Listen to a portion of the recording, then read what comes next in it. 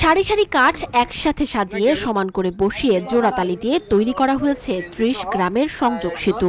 শুধু মানুষ নয়, যানবাহনও ছুটে চলছে এর ওপর দিয়ে। তাতে দুলে উঠছে সেতুটি, ঘটছে নানা দুর্ঘটনা। একটি পাকা সেতুর অভাবে দুর্ভোগ পোহাচ্ছে ৩০ গ্রামের কয়েক হাজার মানুষ। স্বাধীনতার অর্ধশত বছর পরও তাদের ভরসা একটি কাঠের সাঁকো।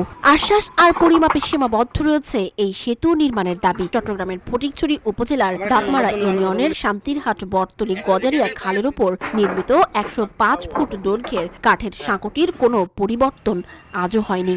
ছোট বাচ্চা থাকে, বৃদ্ধ থাকে, যাইতে পারে না, ব্রিজ নষ্ট হয়ে যায়। কাঠের ব্রিজ সর্বোচ্চ একবার ঠিক করার পরে ৬ মাস ১ বছর যায়, এরপরে আর বেশি দিন যায় না। বর্ষাকালে অনেক সমস্যা এটা ছোট বাচ্চারা স্কুলে আসতে পারে না, গাড়ি ঘোড়ার সমস্যা। নরবরে এই কাঠের সেতু পারাপারে দুর্ঘটনার শিকার হচ্ছেন পথচারীরা। বর্ষাকালে ভারী বর্ষণে বন্যার পানিতে সেতুটি তলিয়ে গিয়ে যোগাযোগ বিচ্ছিন্ন হয়ে যায় ৩০ গ্রামের মানুষের। কারো অসুস্থতায় অ্যাম্বুলেন্স পাওয়া যায় না। যোগাযোগ ব্যবস্থা ভালো না হওয়ায় ছেলে মেয়েদের বিয়ে হচ্ছে না বলেও অভিযোগ তোলেন এলাকাবাসী।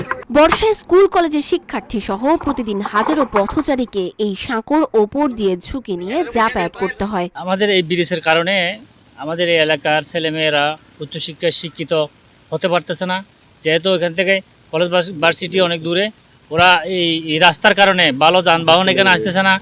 এই এলাকার মেয়েদের বা ছেলেদের ভালো জায়গা থেকে এখানে ছেলেমেয়েরা বিয়ে করতে আসতেছে না, প্লাস এখানে ভালো বংশ থেকে ছেলেমেয়েদেরকে বিয়ে করানো যাচ্ছে না। প্রতি বছর বর্ষাকালে এই ব্রিজটা প্রচুর পানির পাহাড়ি ঢলে নিয়ে যায়, এলাকাবাসীরা আবার সংস্কার করে।